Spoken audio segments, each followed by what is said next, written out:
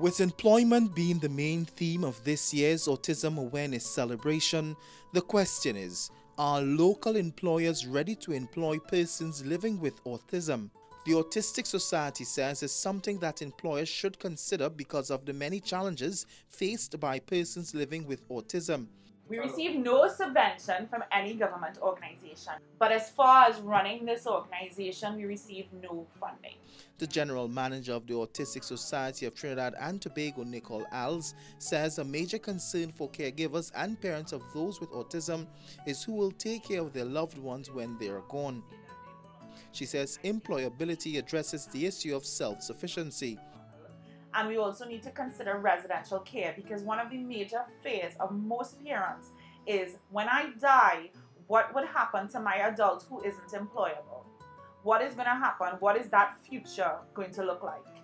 And it's a harsh reality, because when you think about the fact that the only option there are for those adults is St. Anne's, and it's not the type of environment that's conducive for their growth and development as individuals, then it's a scary thought that a parent who's cared for their child their entire lives, that's their only option.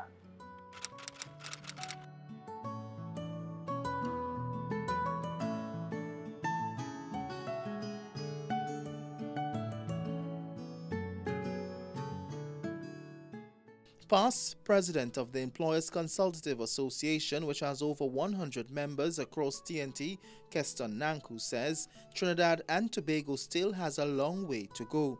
He says employers are willing, but the building infrastructure and facilities are not equipped for persons with disabilities. Mr. Nanku supports the theme of this year's Autism Awareness Celebration and hopes in the near future that employment for the autistic community becomes a reality. From the employer's perspective, certainly we would love to see every human being being given an opportunity, for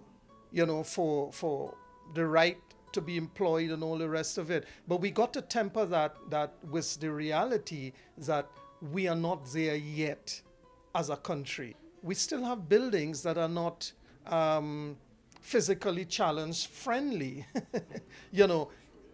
And in this day and age, where we would expect that has been around for so long. And our very own Guardian Media Limited has no real policy on autism.